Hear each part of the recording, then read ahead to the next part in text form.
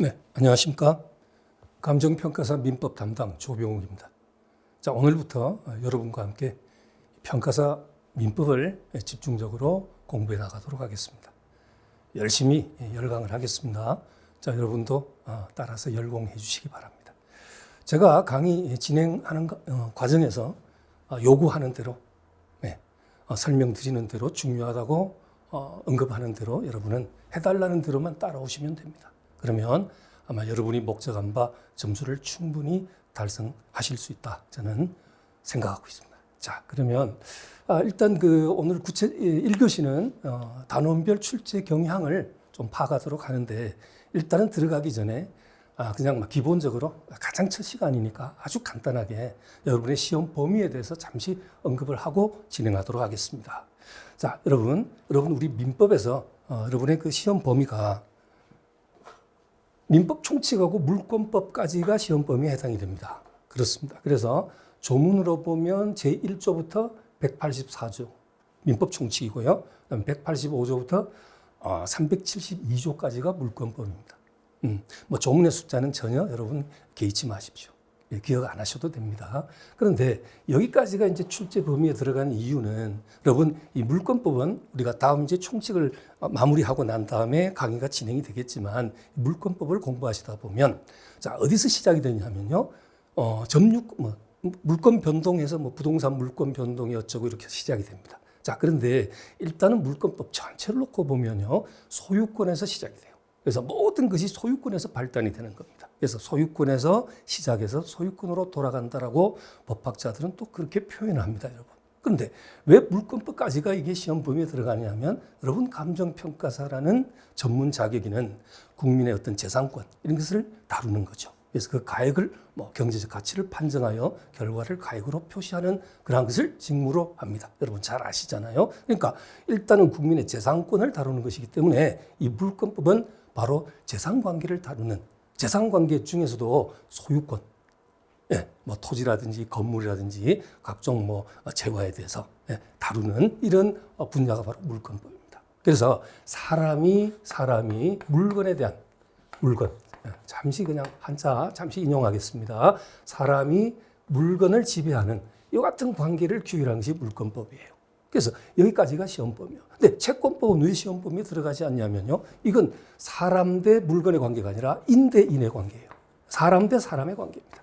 그래서 이 채권법을 공부하다 보면 여러분 시험범위는 아니지만 매매가 어떻고 임대차가 어떻고 고용관계 그렇죠? 그다음에 임치 물건을 맡기는 법률 관계인 임치라든가 또는 조합이라든지 이런 것들이 계속 나오는 그와 같은 내용이 바로 채권법입니다. 그래서 여러분하고는 전혀 관계가 없지만 공인노무사 시험에서는 민법 총칙하고 채권법 시험법이요. 물권법 안 들어가요. 이유가 뭘까요? 공인노무사라는 또 전문 자격이는 사람 대 사람의 관계거든. 노사 관계라든가 그렇죠. 인 대 인의 관계이기 때문에 이것이 아주 또 중요한 범위에 해당이 되는 것이다. 이렇게 볼 수 있습니다. 자, 여러분 이해하시죠? 그러면 앞으로 같이 공부를 하다 보면요. 그러한 것은 제가 굳이 언급을 해드리지 않아도 자연스럽게 여러분이 터득하게 된다. 이렇게 믿으시면 되겠습니다. 자, 지우고요. 자, 그래서 이 물권법과 채권법을 일단 제3법 영역이라 합니다. 제3법 영역인데, 자, 물권법은 사람이 물건에 대한 지배관계, 그렇죠? 소유권에서 시작된다는 거, 그리고 소유권으로 돌아간다는 그런 내용이고요. 그다음에 채권법은 사람 대 사람의 관계, 인 대 인의 관계, 이것을 규율한 것이다. 그렇게 이제 언급을 했고, 그다음에 친족상속법이 있는데요. 친족법은 이제 737조부터 해서 이 상속법이 이제 1118조까지가 끝이에요. 그래서 이건 우리 시험 범위에 들어가지 않습니다. 물론 과거의 사법 시험이라든가 지금의 변호사 시험이라든가 그렇죠. 또는 법무사 시험이라든가 이러한 또 시험에서는 당연히 아주 중요한 범위에 들어가지만 우리 감평에서는 전혀 범위에 들어가지 않는다. 그러면 전혀 몰라도 되느냐? 그건 또 아니에요. 여러분 오늘 다음 시간에 바로 진도를 이렇게 나가다 보면 여러분이 바로 맞닥뜨리게 되겠지만 이 가족법상의 용어가 민법 총칙에서 바로 나와요. 또 시험에 안 나올 것 같으면 전혀 언급할 필요가 없어요. 괜히 그것을 언급해서 설명을 해서 여러분의 학습 부담을 가중시키는 것은 강사의 행동이 아닙니다. 그렇죠. 올바르게 강의하는 행동에서는 그러한 불필요한 것은 언급할 필요가 없어요. 필요한 것 공부하는데도 벅차고 힘든데, 그렇죠? 그래서 굳이 할 필요는 없지만 민법 총칙에서도 가족법, 이 가족법에 대한 어떤 법률 용어라든가 기본적인 어떤 지식을 요구하는 경우가 있다. 예를 들면 상속에 대한 기본적인 법률 관계라든지 아니면 유류분이 뭔지, 대습 상속이 뭔지 여러분 듣기에도 상당히 생소하고 난해한 용어입니다.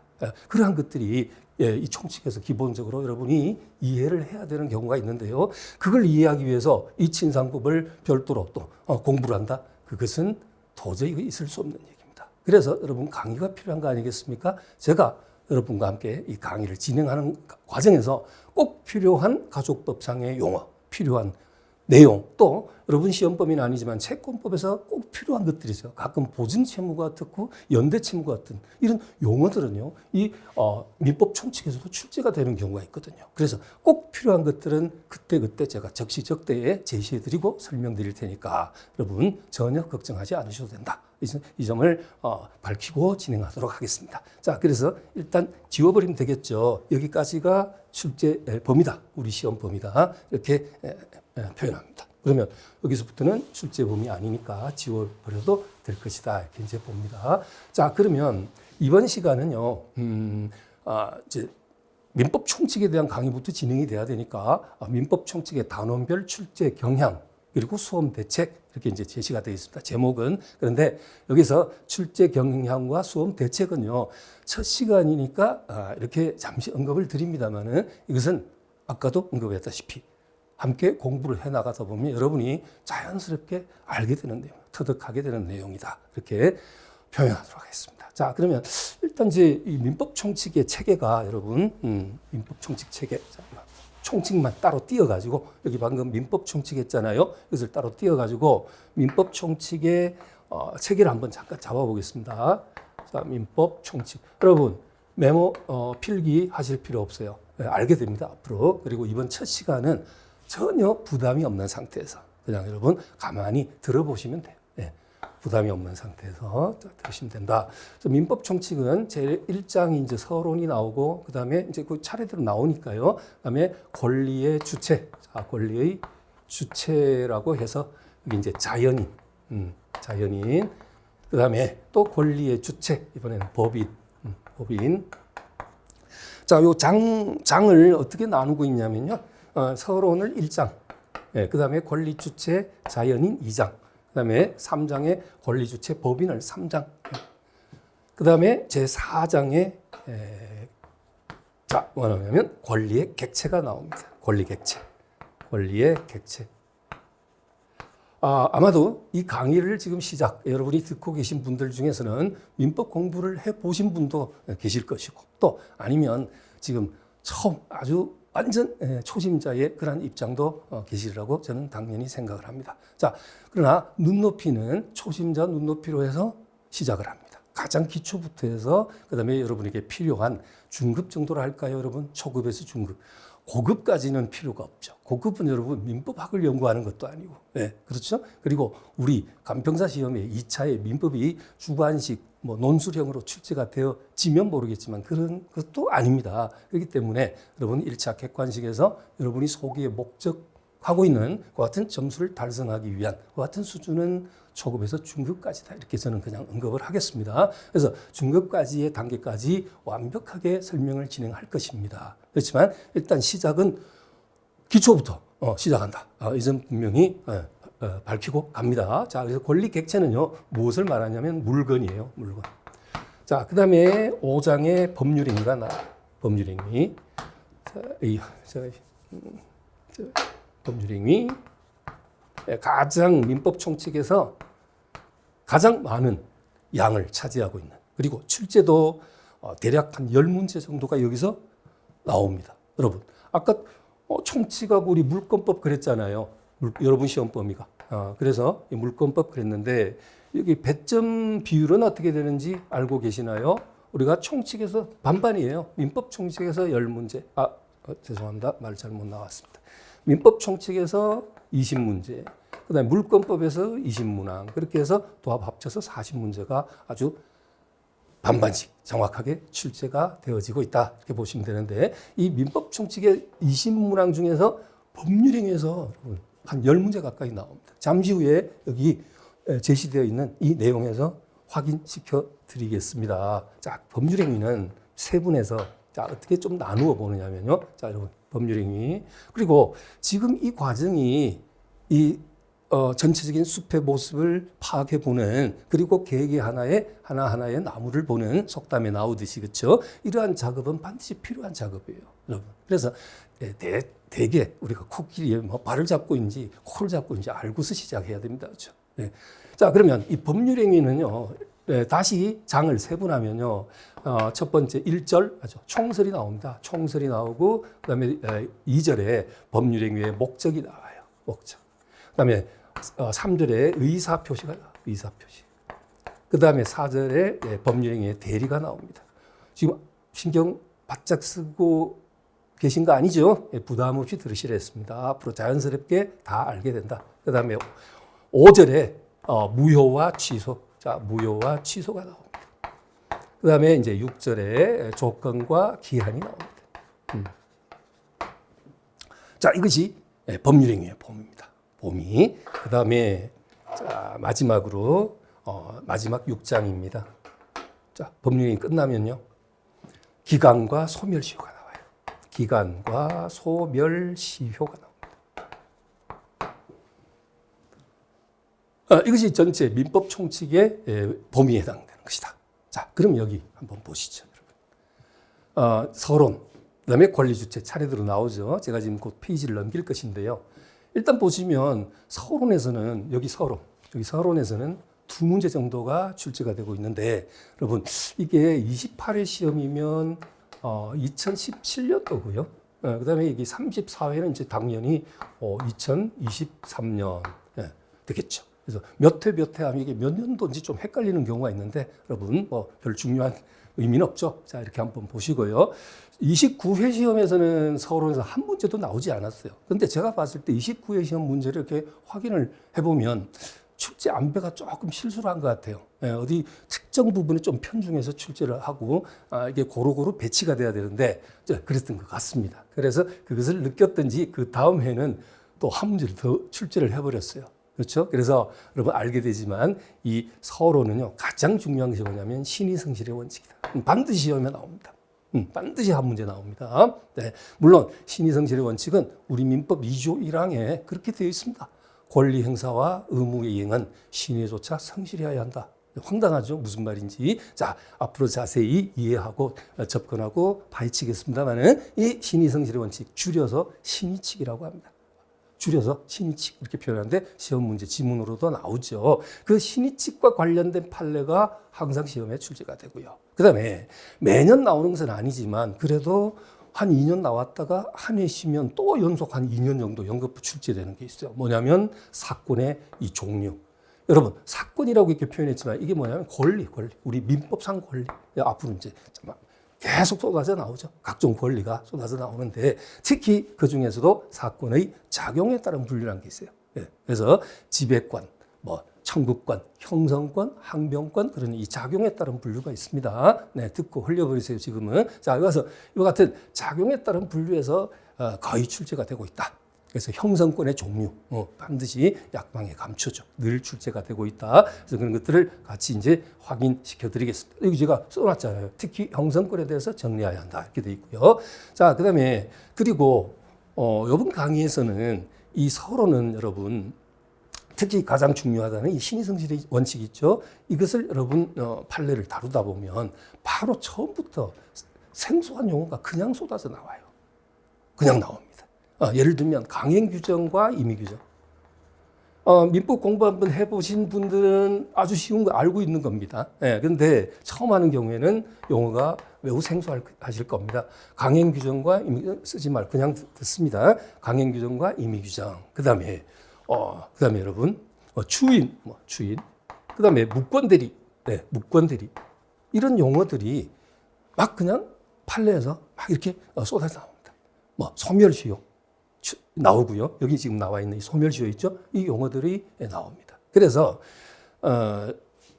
이번에 이 진행되는 이 강의의 과정에서는요, 이 서론을 제일 마지막으로 돌릴 겁니다. 왜냐? 권리 주체, 여기 보십시오. 주체, 자연인, 법인, 물건, 법률행위, 기관, 소멸시효 다 공부하고 나면 돌아와서 이 서울원의 신의성실의 원칙에 관련된 중요 판례를 보면 대부분 그 내용이 이해가 되고 시작이 된다. 그렇죠. 그래서 제가 한번 이것이 무슨 말인지 한번 시범을 한번 표현 한번 하겠습니다. 여기서 한번 보면 자 여기 보세요. 지금 이 내용이 이 판례가 여러분 교재에 기본서 지금 갖고 계시면 17페이지 제일 상단을 한번 보시죠. 자 여러분 이거 좀 지우겠습니다. 17페이지 제일 상단. 기본서 17페이지 상단에 보시면 이런 판례가 나와 있어요. 대리 권한 없이 타인의 부동산을 매도한 자가 그 부동산을 상속한 후 소유자 지위에서 자신의 대리인과 무권 대리행위를 이유로 무효임을 주장하여 등기 말소 등을 구하는 것은 금반의 원칙이나 신의칙상 허용될 수 없다. 시험에 잘 나오거든요. 도대체 무슨 말인지 알 수가 없어요. 이게 민법 총칙의 서론의 신의성실의 원칙에서 제시되는 판례다. 자, 그렇습니다. 그러면은 이게 여러분 무슨 말이냐면요. 자, 여기를 한번 잠깐 보세요. 갑의 고령의 아버지 그리고 이 을은요 중년의 아들입니다. 이 중년의 뭐 40대 중반쯤 되는 아들이 독자인 아들, 외동 아들인데요. 아버지의 건물을 자신의 사업 자금을 조달할 것을 목적으로 위임장을 위조를 해가지고 그 건물을 팔아도 된다는 적법한 대리권을 받은 상황이 아닙니다. 대리권 없이 위임장을 위조해서 상대방 병을 만나가지고 그 건물을 팔아버리는, 매각하는 이 같은 매매 계약을 체결했습니다.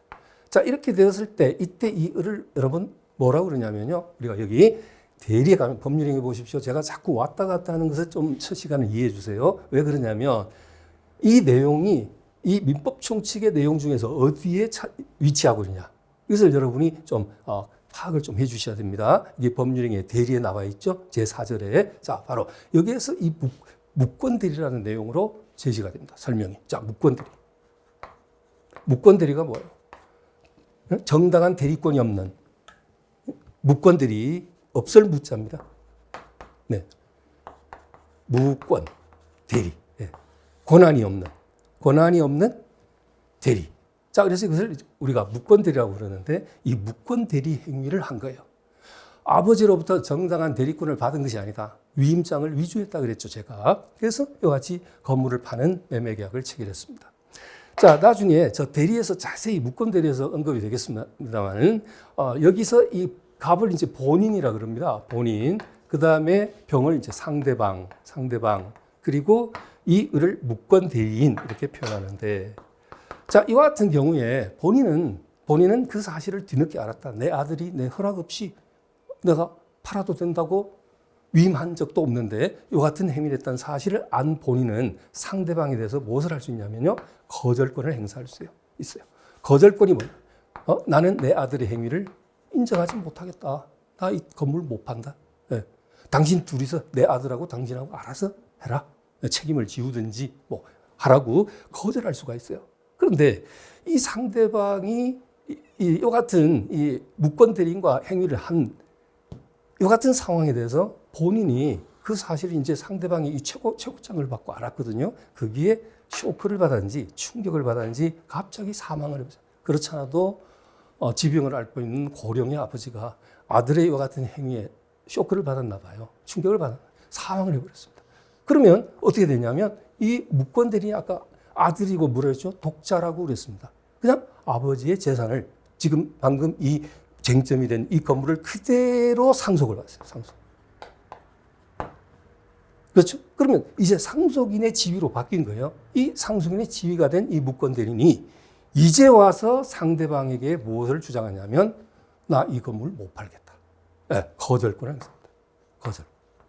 자, 누구의 지위를 그대로 승계받아서 자신의 아버지 지위를 승계받아서 본인의 지위에서 거절권을 행사하는 이것이 여러분 이것이 과연 신의칙에 어긋나느냐, 신의칙에 어긋난다라는 표현을 우리가 판례나 시험 문제에서 뭐라 나오냐면 신의칙에 반한다, 반하지 않다 이렇게 나오거든요. 자, 신의칙에 반하냐, 반하지 않느냐 여러분 한번 생각해 보시죠.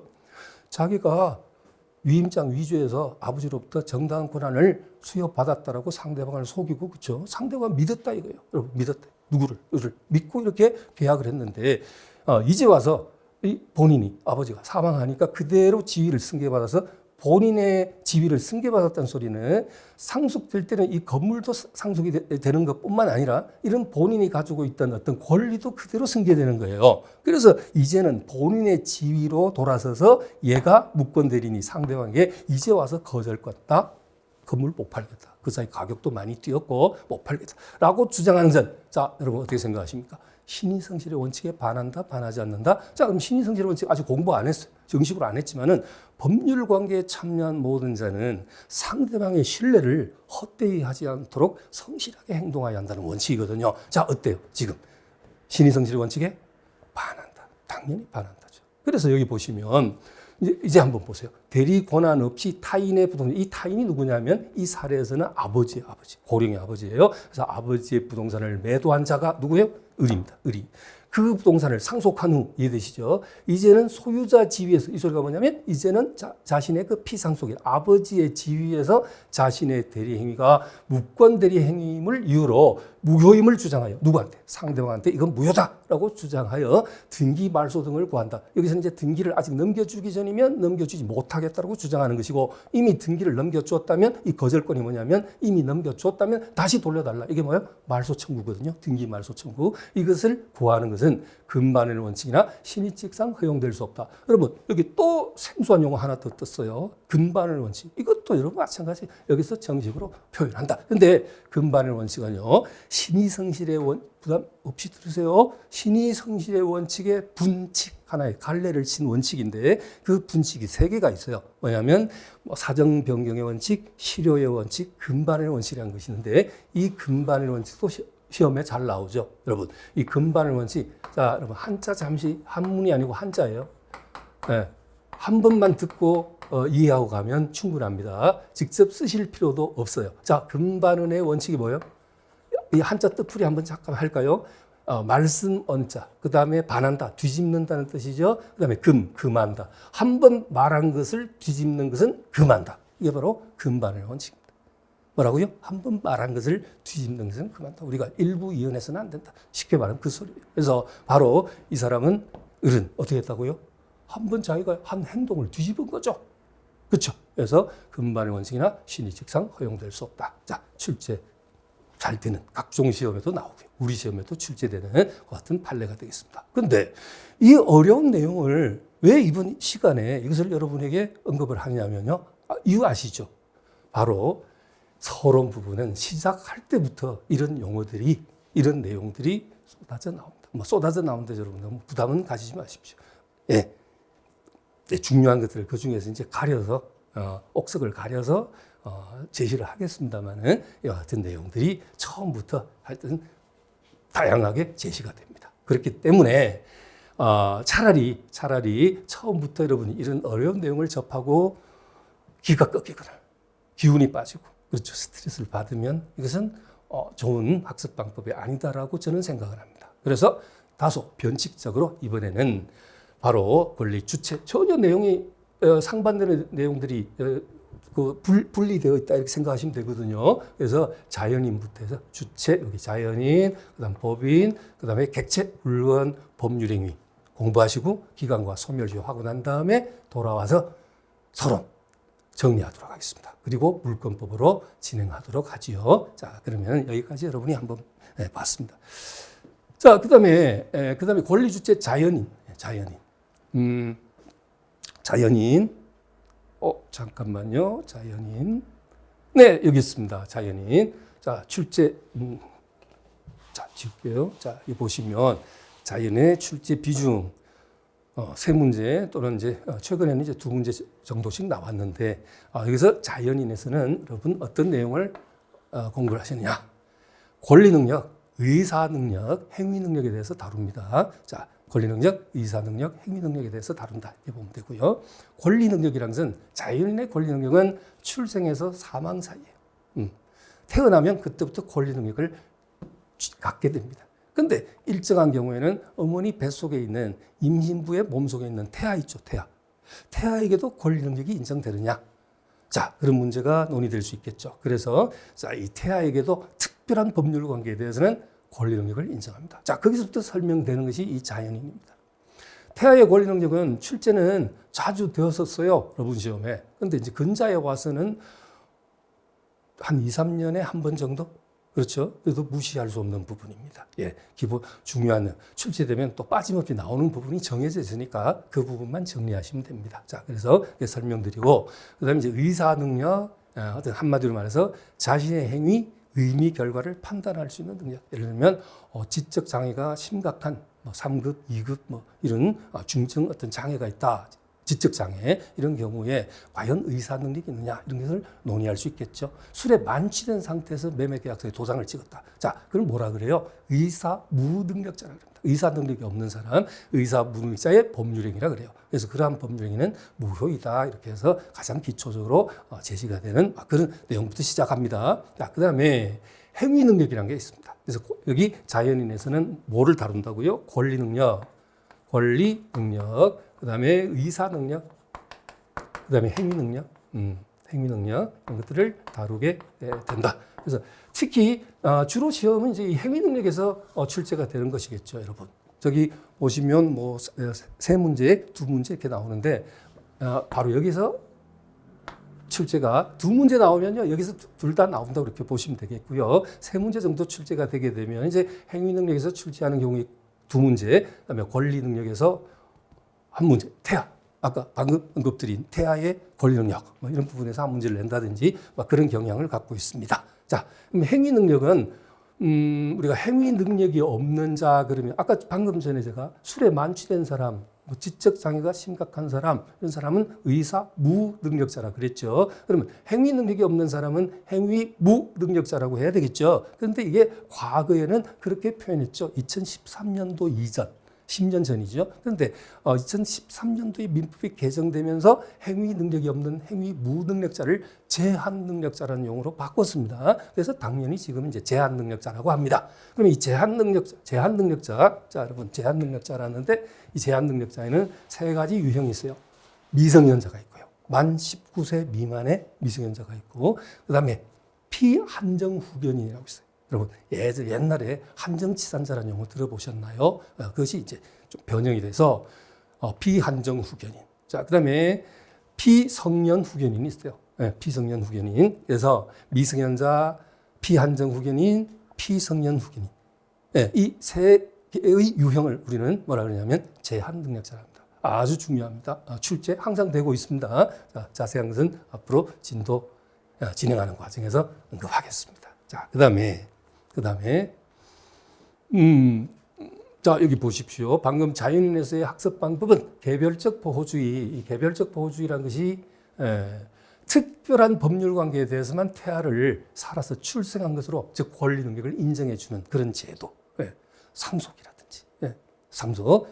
한번 볼까요? 잠깐 볼까요? 자, 여러분 A와 A- 부부 사이입니다. 남편, 아내. 이렇게 하자고요. A-. 그다음에 이 슬라에는 A1, A2, A3 직계 비속이 3명이 있습니다. 직계 비속 용어 나오죠? 직계 비속은 바로 밑으로 아들, 딸. 직계 존속은 A를 기준으로 봤을 때 부모. 그렇죠? 부모, 직계 존속, 뭐 형제 자매가 있을 수도 있는데 일단은 자 직계 존속도 있고 형제 자매 있어도 일단 직계 비속이 있으면 상속은 법정 상속은 밑으로 내려가잖아요, 그죠? 그럼 예를 들어서 A가 아빠인데 어느 날 갑자기 교통사고로 사망을 했어요. 자, 그렇게 됐을 때 특별히 유언을 남긴 것도 없어요. 유언 상속이 원칙이지만 유언 남기가 없어. 그러면 어떻게 되냐? 법률의 규정에 의한 상속이 전개가 된다. 그래서 법률의 규정을 줄이면 어떻게 돼요? 법정. 앞으로 자주 나옵니다. 여러분, 법률의 규정 5글자죠? 2글자로 줄이세요. 그러면 뭐가 된다고요? 법정. 자, 그럼 법률의 규정을 줄여서 법정 상속이 이루어진다. 이렇게 이제 보는 거예요. 그러면 이렇게 법정 상속이 이루어질 때 어떻게 되냐? A1 5살이에요. A2 3살이에요, 3살. 네, 아들, 딸. 그 다음에 A3는 뭐냐면 태아. 엄마 몸속에 있는 태아입니다. 지금 임신 중이에요. 자, 이렇게 됐을 때 이 아빠가 교통사고로 불의의 사고로 사망했을 때 과연 A1, A2 당연히 지금 출생자니까 지금 뛰어다니는 아이들이니까 상속 직계 비속으로서 법정 상속분이 인정이 되겠죠. 문제는 뭐냐? 배우자도 당연하죠. 그런데 문제는 뭐냐면 이 태아에게 상속권이 인정이 되느냐 하는 것입니다. 그래서 특별히 몇몇 법률 관계에 대해서는 태아를 살아서 출생한 줄 아예 인정을 해준다. 그렇다면 결론 상속분 인정돼야 된다는 뜻이죠. 그래서 상속분이 여러분 참고로 들으세요. 균분이 뭐냐면 똑같이 나눈다는 뜻이에요. 균분 상속주의에 따라서 1. 자, 태아에게도 1, 그죠? 그 다음에 배우자는 1 플러스 0.5. 법정 상속분의 5할이 가산이 돼요. 그러면 어떻게 돼요? 1, 2, 3, 4 플러스 0.5니까 공통분모 만들어서, 그죠? 4.5분의 1씩. 자, 직계비속은 4.5분의 1씩. 뭐 9억을, 젊은 아빠인데 9억은 너무 많이 벌었네, 그죠? 한 4억 5천 할게요. 그냥 계산하기 편하게 4억 5천이 상속이 됐다. 자, 그러면 A1, A2는 얼마씩? 1억씩. 그 다음에 A3도 마찬가지 4.5분의 1이니까 1억. 엄마는 4.5분의 1.5니까 어떻게 된다고요? 1억 5천만 원을 상속을 받는다. 근데 여기서 여러분, 갑자기 신경 쓰였어요. 이 상속분 이거 공부해야 됩니까? 이런 거 계산하는 거 시험 나옵니까? 안 나옵니다. 그렇지만 한번 딱 처음이자 마지막으로 한번 언급을 해봤고, 여기서 가장 중요한 포인트는 뭔지 아시죠, 여러분? 바로 여기 이 부분. 태아에게도 상속이 인정이 된다는 거예요. 네.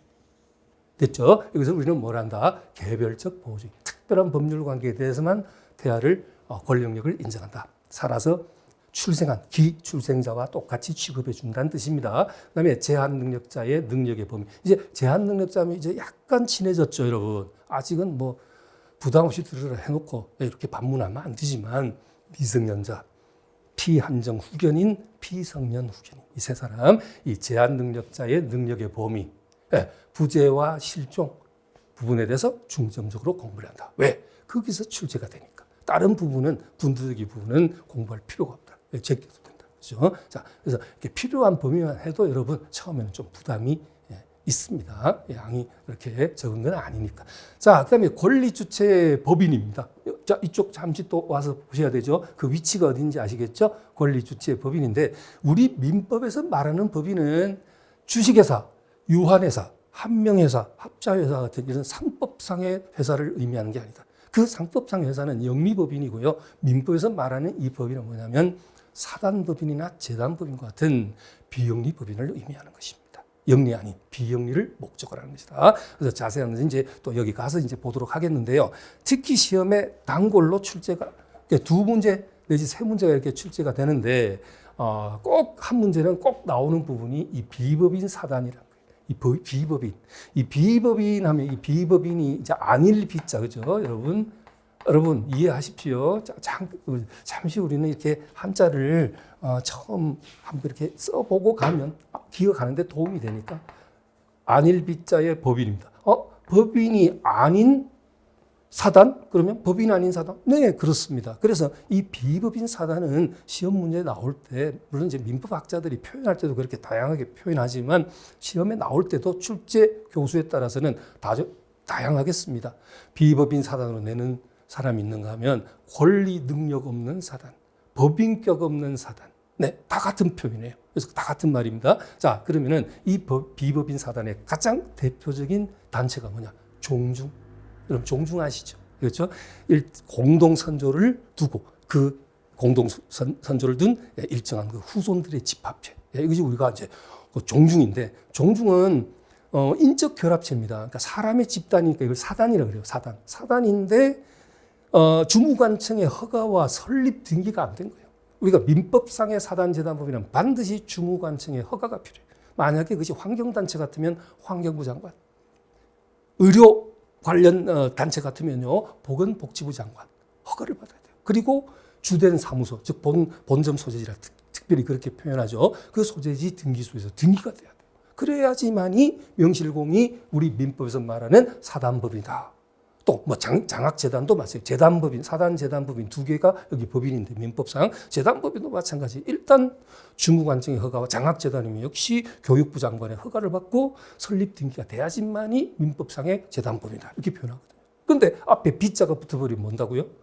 같은 주무관청 허가 또는 설립 등기가 되어 있지 않은 조직입니다. 그런데 그것만 안 돼 있다 뿐이지 다른 어떤 그 조직은 내부 기관이라든가 이런 것들은 사단법인이나 재단법인과 똑같은 비법인 사단은 민법상 사단법인과 똑같은 어떤 조직을 갖추고 있다. 이렇게 여러분이 이해하시면 되겠죠. 그래서 여기서 이 비법인 사단에 대한 판례, 특히 이제 종중에 대한 판례라든지 이런 것들이 꼭 시험에 나온다. 나온다.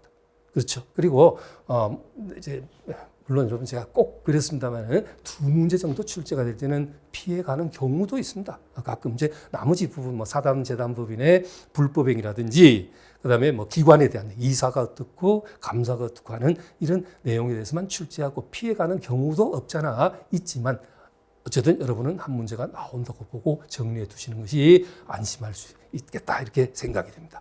자, 그러면 여기 비법인 산하에 대한 판례의 태도, 그다음에 재단법인의 이 출연재산 귀속 시기, 이것도 이제 뭐 앞으로 여러분 공부한다 그죠? 역시 또 아버지와 아들이 문제네요. 그놈의 아들이 문제야, 그렇죠? 아버지가 내 재산 상당 부분을 장학재단 설립을 희망하고 유언을 남기고 사망했습니다. 그런데 그 독자인 아들이 또 독자가 또 나왔어요. 아버지와 같은 행동을 못마땅히 하는 거 전부 아버지 돌아가시면 내 재산인데 이게 웬일이야? 상당 재산이 어떤 장학재단에 들어가는 거로 돼 있거든요. 출연되는 출연 재산으로 유언장에 공개가 돼요. 자, 재빨리 대부분 부동산이에요. 그 출연하기로 한 재산이 그 부동산을 재빨리 자기 명의로 상속 등기를 넘겨가지고 빨리 팔아먹어야 되겠죠. 아들 입장에서는 얼른 팔아먹었다. 자, 그랬을 때 이제 바로 재단법인, 지금 이제 그 재산을 귀속받기로 한 그 재단법인과 그 다음에 그 출연자의 출연자의 아들 상속인으로부터 그 부동산을 매수한 제3자 있죠. 그 제3자와의 다툼, 이 재산을 놓고 다툼. 이것이 바로 이 재단법인의 출연재산이 귀속 시기와 관련된 판례거든요. 시험 잘 나옵니다. 아시겠죠? 네. 요즘 약간 좀 뜸해졌어요. 근데 반드시 자주 반복되는, 그렇죠? 꼭 주기가 있는 건 아니지만은 2, 3년에 한 번씩은 돌아가면서 꼭 출제하는 그런 성향을 갖고 있는 부분이기 때문에 절대로 무시해서는 안 된다. 이렇게 언급드리고, 그다음에 이제 기타 이제 법인의 기관과 법인의 불법의 능력, 그때 가서 언급드리도록 하겠습니다. 이사, 감사, 사원총회 이런 존재에 대해서 여러분 공부를 하는 부분입니다. 자, 이제 법인이 좀 딱딱해요. 이 법인은 그렇죠. 좀 딱딱하고 여러분이 약간의 그 암기가 좀 동반돼야 되는 그런 부분들이 있습니다. 자, 그다음에 권리 객체 물건입니다. 자, 물건은 자 보시면 어떤 내용을 담고 있느냐. 자, 획일적이죠. 공통적으로 딱 한 문제, 딱 한 문제. 한 문제라고 무시할 필요 있을까요?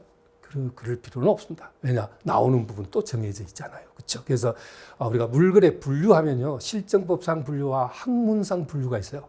근데 학문상 분류가 있는데 시험 문제는 실정법상 분류에서 주로 출제가 되는데 실정법이 무슨 뜻이냐면 우리 민법이 딱 정해놓고 있는 물건, 분류. 민법이 딱 규정을 해놓고. 실정법상 분류에 반대되는 개념이 뭐라고요? 학문상 분류. 그것은 민법 전에 없어. 민법 학자들이 학설상으로 막 나열해 놓은 물건이 있어요. 이게 되죠? 그거 별로 중요하지 않습니다. 시험 문제는 실정법상 분류해서 출제가 되는데 여기는 세 가지 유형이 있어요. 주물과 종물, 원물과 과실. 여기 쓰지 않았지만 부동산과 동산 이렇게 세 가지 유형이 있는데 시험 문제는 주물과 종물 아니면 원물과 과실. 여기서 출제가 됩니다. 내용 많지도 않습니다. 자, 그러면 주물, 종물에서는 어떤 내용을 공부하냐면요. 한때 매년 각종 시험에 나왔던 판례가 있어요. 주유소의 주유기는 주유소 건물의 종물이다. 이다, 아니다. 이다. 네, 이다인데 아니다로 틀리게 이렇게 막 만들어 놓는 경우도 다수 있었고요. 좀 뜸했었어요. 그 여러분 이해됩니까?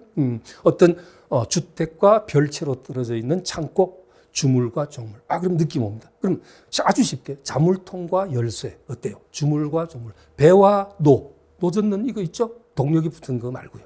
이 노로 저어가는 유원지에 있는 그 배 말입니다. 그래서 배와 주물과 종물.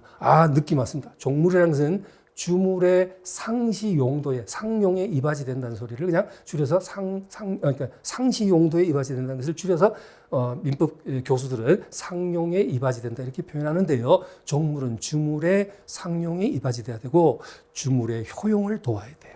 아시겠죠? 그리고 독립성이 있어야 돼요. 서로 따로 떨어져 있어야 돼. 장소적으로는 밀접한 위치에 있어야 돼. 자, 이런 것들을 바로 종물의 요건으로서 여러분이 이 부분에서 공부합니다. 어때요? 출제됩니다. 출제가 되어지게 되니까 주로. 그다음에 이제 원물. 그런데 갑자기 의문이 생겼어요. 자, 저것이 내가 감정평가서 공부를 하는데 이 주물종물이 왜 필요할까?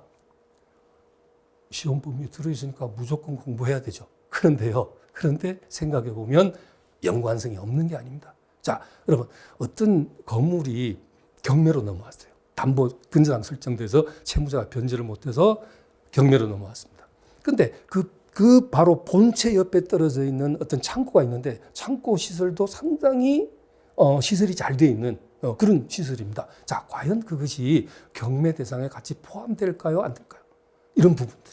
그렇죠. 그래서 만약에 그것이 종물의 요건을 갖추고 있다면 주물의 저당권이 설정될 당시, 근저당이 주물에 잡힐 당시에 이 종물 당연히 원칙적으로 저당권 효력이 미친다고 합니다. 우리 민법 358조에서 저당권의 효력은 저당 부동산에 부합된 부합물이나 종물에도 미친다라고 규정되어 있거든요. 물론 그 규정은 강행 규정이 아니라 임의 규정이기 때문에 당사가 특약으로 달리 정할 수는 있어요. 그렇죠. 그렇기 때문에 지금 방금 우리가 물권법에서 공부할 내용을 조문을 잠시 언급을 했는데 바로 주물종물 관계를 공부하는 이유. 그러니까 감정평가를 할 때 평가 대상물에 저것도 포함을 해서 평가가 돼야 되는지 아니면 그러니까 해서 같이 경매 대상으로 포함이 돼야 되는지 아니면 제외가 돼야 되는지 종물의 요건을 갖추고 있는지 아닌지 그렇죠. 이런 것들이 필요하기 때문이다라고 하면 여러분 좀 이해가 되겠습니까? 오히려 잠시 여러분을 복잡하게 만든 것 같긴 한데 앞으로 쉽게 이해하실 수 있습니다. 자, 기다려 보시고요. 원물과 과실은 이 과실은 이제 원물, 사과 나무가 있으면 사과 나무에 맺힌 열매, 과실이죠. 물론 그런 과실은 이제 천년과실이랍니다. 천년과실 말고도 과실은 법정과실이라고 있어요. 그래서 이런 천년과실과 법정과실에 대해서 물어봅니다. 여러분 여기서 이런 내용들이 이 물건에서 이제 출제가 되는 반드시 한 문제에 나오는 이 부분이 되겠다는 것이고요. 자, 그 다음에 여기 보시면 법률행위 가장 많은 내용을 담고 있는 부분이죠. 자, 출제되어지는 문항 보시죠. 이렇게 출제가 되고 있습니다. 자, 2023년 시험에서도 10문제가 출제가 되고 있고, 자, 간략하게 언급하고 갑니다. 총설은 법률행위 종류가 어떤 게 있다. 여러분, 법률행위가 뭐예요? 매매, 임대차, 교환 이거 다 법률행위입니다. 사람은 태어나서 죽을 때까지 무수히 많은 법률행위 합니다. 여러분 오늘 저 출강하면서 편의점 들려서 생수 한 통 샀습니다. 이거 법률행위입니다. 부동산 매매, 거래를 해야지 법률행위. 그것만이 법률행위다. 아니에요. 그렇게 가볍게 편의점 가서 생수 한 통 산 것도 법률행위에 해당이 된다. 그렇죠. 그래서 물론 이제 그런 것을 현실매매라 그러는데 법률행위는 바로 그러한 것이다. 일생 태어나서 죽을 때까지 무수히 많은 법률행위를 합니다. 됐죠?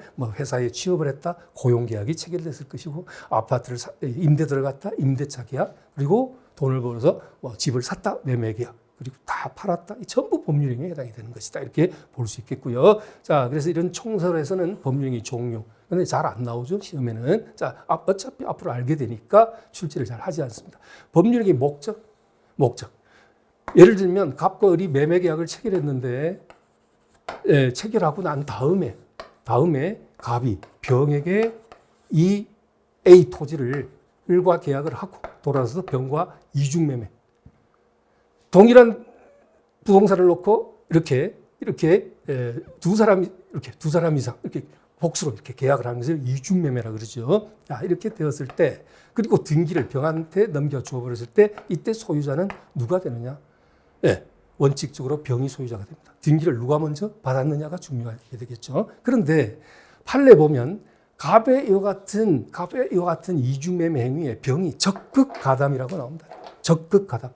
적극적으로 가담해서 이걸 매도인의 배임 행위에 누구를 배임하는 행위, 을을 배신, 믿음을 저버리는 행위, 배임 행위에 제2 매수인이 적극 가담을 해서 매매계약이 이루어졌다면 이 매매계약은 민법 제103조의 위반.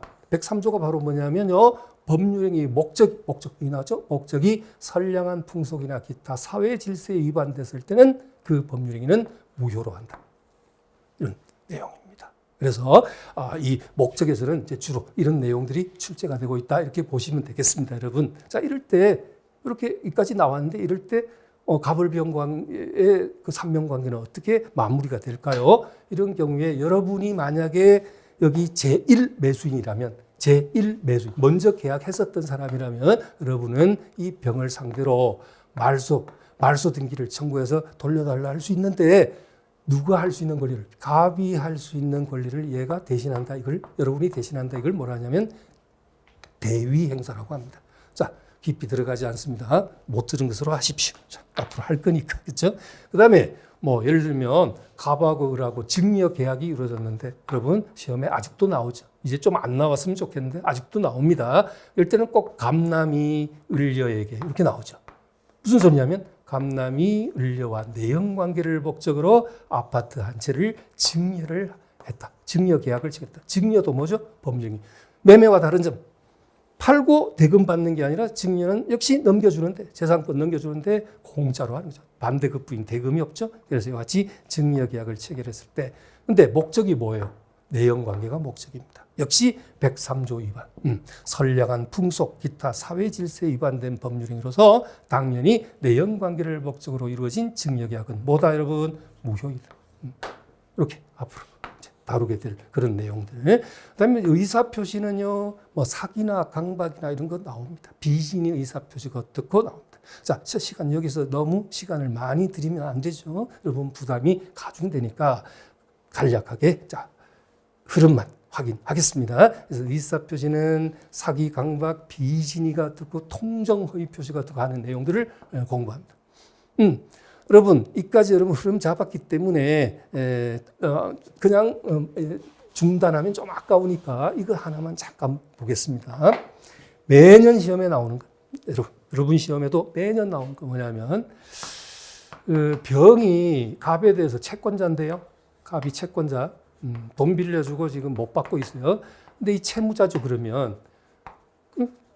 갑이 돈 갚아야 되는데 안 갚고 있어. 그래서 이 채권자가 채무자 재산을 조사를 해봤어요. 그랬더니 압류 아시죠? 이런 것들 알죠. 이걸 이제 우리 민법에서는 통틀어 묶어서 뭘 한다? 강제 집행이랍니다. 그래서 채무자 재산에 강제 집행을 하려고 준비를 하고 있는데 이 채무자가 눈치를 채고 자신의 아파트가 한 채 있다 치자고요. 다른 재산은 뭐 없고 아파트 한 채 있는데 이것을 자기 친구와 짜고 팔아버린 것처럼 빼돌렸어. 등기를 쪽으로 재빨리 넘겨버려서 이걸 우리는 뭐라 그러냐면요. 우리 이 의사표시 부분에 민법 제108조에 규정되어 있는 통정허위표시라고 합니다. 통정이 뭐예요? 정을 통했다. 여러분 통정이란 말이 무슨 불륜관계에서만 나오는 용어가 아니거든요. 이와 같이 자기 친구와 짜고 재산을 이렇게 채권자의 집행, 강제 집행을 피하려고 짜고 빼돌리는 것도 통정허위 표시라고 합니다. 통정. 자, 그럼 이 통정허위 표시는 민법 108조가 자, 통정이라고 좀 쓰겠습니다. 통정허위 표시 줄여서 그냥 허위 표시라고 하는데 이 통정허위 표시는 당사 사이의 그 법률 효과는 무효이다라고 108조에 규정하고 있습니다. 그런데 여러분, 자, 이 부분에서 제가 중단하고 이 사례를 아까워서 사례 한번 들고 가고 싶었습니다. 뭐냐면 항상 출제된다는 게 뭐냐면 이 통정허위 표시도 자주 출제가 되지만 지금 하고자 하는 말은 뭐냐면 과연 이렇게 빼돌린 이 통정허위 표시가 103조 위반 아니냐? 103조 위반. 선량한 풍속, 기타 사회질서에 위반된 행위. 아까 어떤 거? 내연관계 목적으로 증여했다든지 또 여기 뭐예요? 매도인의 배임 행위에 적극 가담해서 적극 꼬셔가지고 나한테 등기 넘겨하고 적극 꼬셔서 넘겨받은 이 제2매수인의 이 행위 이런 것처럼 103조 위반으로 혹시 볼 수 있지 않겠는가? 어떻게 생각하세요? 이건 그럴 수 있을 것 같기도 하고 아닌 것 같기도 하고 애매합니다. 그죠? 자, 대법원 판례는 아직까지는 예외 없이 이것은 108조 통정허위 표시에 해당하지만 이렇게 해서 거짓으로 가장매매라 그러거든요. 가장매매, 즉 통정해서 이렇게 매도하는 행위 자체는 103조 위반이 아니다. 선량한 풍속, 기타 사회질서에 위반된 법률행위가 아니다. 이렇게 대법원 판례는 판시하고 있습니다. 예외 없습니다. 시험에 정말 잘 나옵니다. 항상 나옵니다. 자, 그래서 우리는 이제 이런 부분들을 진도를 나가면서 교재 정확하게 뭐 체크하고 별 달고 그렇게 하겠죠, 여러분. 그러면 여러분 이런 생각도 들어요. 조금 더 공부하시다 보면 그러면 108조에서 무효라며 103조 위반해도 무효라며. 그러면 이 무효와 이 무효의 차이가 뭐냐 도대체. 그렇죠? 예? 108조에서 민법이 무효라 그래놓고 103조 위반해도 무효라는데 결과는 엇붙이나 매치나 무효는 똑같은데 그럼 결과에 차이가 없는 거 아니냐라고 생각할 수 있지만 여러분 앞으로 하자고요. 여기서 말하는 무효는 절대적 무효, 103조 위반의 무효, 이 108조 위반의 무효는 상대적 무효라고 합니다. 그래서 그 무효를 가지고 주장할 수 있는 영역이 달라, 범위가 달라요, 여러분. 그렇죠? 이런 것들 다뤄보자. 자, 됐고요. 그다음에 이제 대리, 여러분 이 대리하니까 벌써 약간 친해지지 않아? 너무 우물가에서 숭늉 달라는 꼴인가요? 그렇지만 약간 그래도 친해졌죠. 아까 어디에서? 신의 측에서 제가 무권 대리를 잠시 설명했잖아요. 아버지 건물 팔아먹은 아들 말입니다.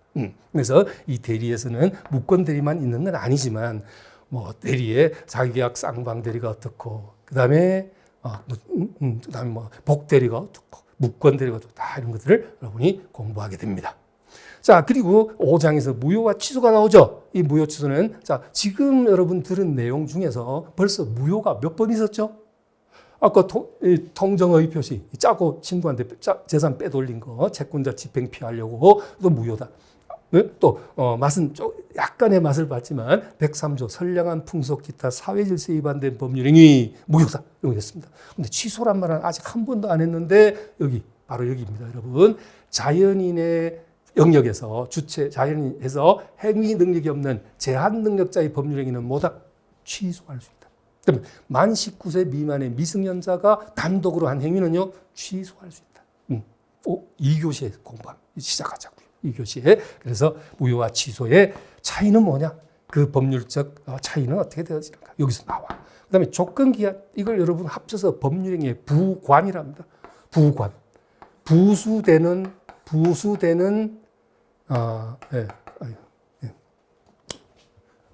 자, 여러분. 부수되는 약관, 이걸 줄여서 부관이라고 해요. 칠판이 너무 이쪽으로 왔죠. 자, 이제 부수되는 부관. 뭐 이런 부관, 부수되는 약관, 이걸 줄여서 부관이라고 그러는데 부관이라는 용어가 시험에 나와요? 나오지요. 그러니까 조건 기한만 자꾸 암기 기억해 두려고만 하지 마시고 이걸 합쳐서 뭘 한다? 부관이란다. 부수되는 약관이다. 이렇게 기억해 줘야 됩니다. 또 우리는 해당 부분에 가서 확인시켜 드리겠습니다. 이건 뭐냐면요. 장래 성취가 될지 안 될지 불확실한 사실.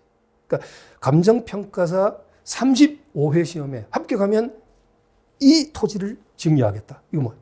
조건부 법률행위. 그러니까 합격할지 못할지 갑이을한테 평가서 공부 안 되며 간평 합격하면 35회 시험에 합격하면 36회로 잡자고요. 조금 기간 좀 36회 시험에 합격하면 이 재산 너한테 주겠다. 이거 뭐예요? 조건부 법률행위. 그리고 기한은 뭐죠? 기한은 날짜 개념이죠. 내년 1월 1일이 되면 이 토지를 임대해 주겠다. 지금은 못 빌려줘. 지금 내가 써야 되니까 지금 계약서를 쓰지만 임대차 계약서를 쓰지만 끝에 말미에 특약란에다가 뭘 한다고요?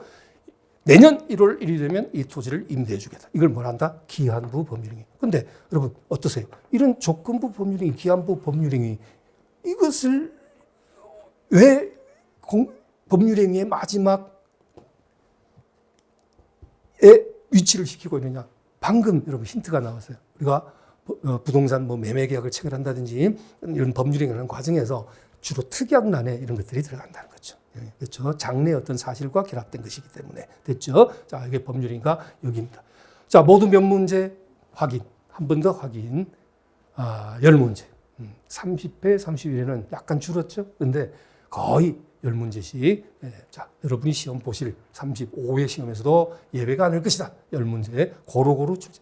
총설만 빼고 총설에도 한 문제 내는 경우 있는데 대개는 이쪽은 빼고 나머지 부분들에서 이렇게 출제를 합니다. 자, 그 다음에 마지막입니다. 이제 마지막으로 기간과 소멸시효가 나옵니다. 자, 여러분 배점 비율을 한번 확인해 주고요. 근데 기간과 소멸시효의 기간이라는 게 기간은 기한이 아니고 자, 여기 기한 아까 조건과 기한에서의 기한이 아니고 기간입니다. 이건 여러분 뭐 날짜 따지는 거예요. 네, 앞으로 해당 부분 가서 보겠습니다. 연령 계산. 뭐 예를 들면 2005년 할까요? 2005년 7월 1일 오전 11시에 태어난 갑이 있는데요. 얘가 성년이 되는 때가 언제냐? 성년. 네, 우리 민법상 성년은 만 19세죠. 자, 그러면 19세 플러스 하면 어떻게 되죠? 아직 성년 안 됐죠? 2024년 19세 플러스 2024년 문제는 7월 1일 해당되는 날에 7월 1일 자정부로 만 19세로서 성년이 된다 하면 땡 틀린 거예요.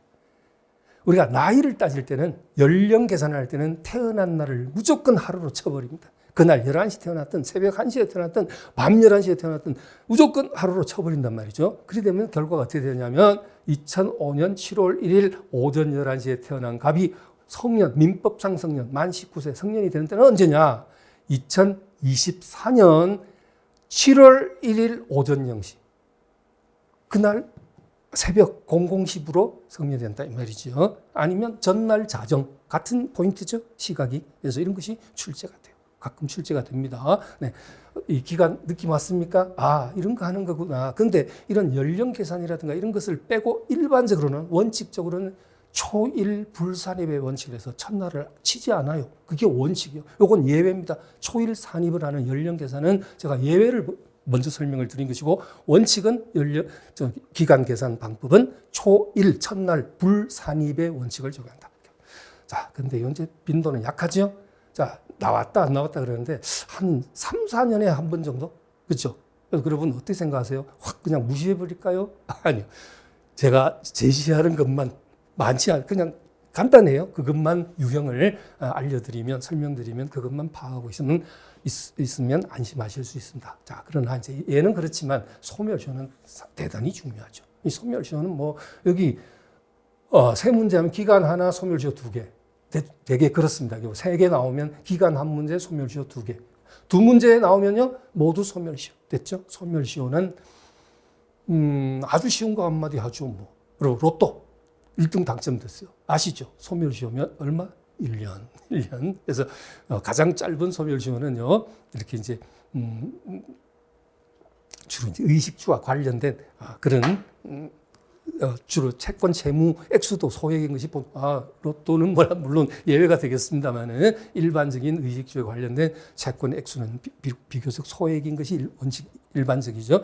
가장 짧은 소멸시효 기간 1년이 적용된다. 이런 것들을 이제 여러분 앞으로 보게 됩니다. 근데 그건 소멸시효의 기간 3년짜리도 있고요. 5년도 있고요.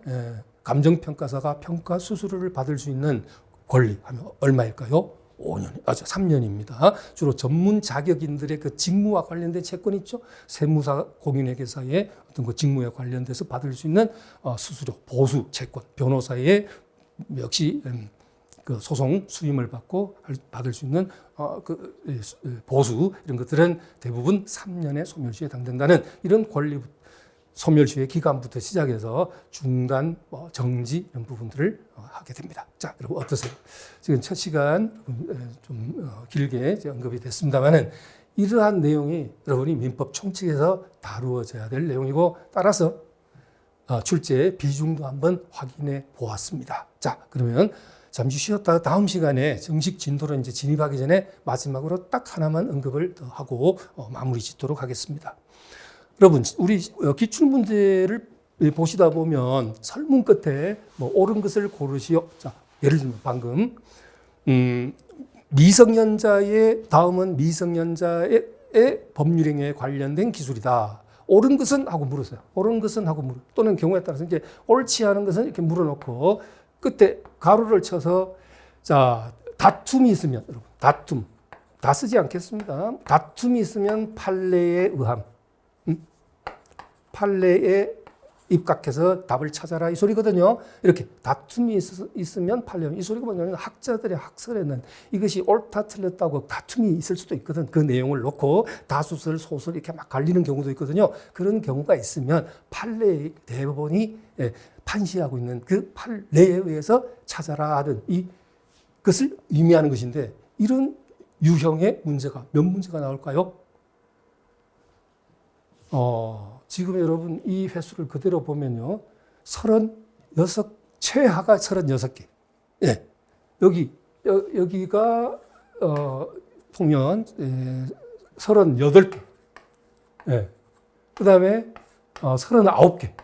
네, 확인 여러분 제가 한번 해봤습니다. 자, 여기 그 다음에 36, 37 이렇게 출제가 됐어요. 여기 뭐 개수가 한두 개 차이인데 이걸 여러분 뭐 제가 기억하라고 칠판에 굳이 쓸 일은 없죠. 예, 그런데 무엇을 강조하기 위한 겁니까? 바로 이 판례의 경향으로 출제하는 비중이 압도적이다는 것을 확인시켜 드리겠습니다. 40문제 중에서 민법 전체, 기간과 소멸시효의 횟수 제가 인용을 한 것 뿐이지, 민법 전체에서, 그러니까 여러분, 총칙과 물권법 40문제 100% 전체 중에서 31회 때는 38개가 출제됐고, 두 문제가 그냥 일반 이론적인 조문을 묻는다든지 뭐 이론적인 그러한 측면에서 출제한 것이고, 나머지는 몽땅 같이 판례 입각에서 찾아라. 압도적이죠. 네, 그러니까 판례가 그만큼 중요하다. 그래서 여러분 기본서에도 판례가 중요한 것들이 많이 수록되어 있습니다. 앞으로 함께 철저히 공략해 나가도록 하겠습니다. 자, 여러분 수고하셨습니다. 다음 2교시부터 진도 진행하도록 하겠습니다.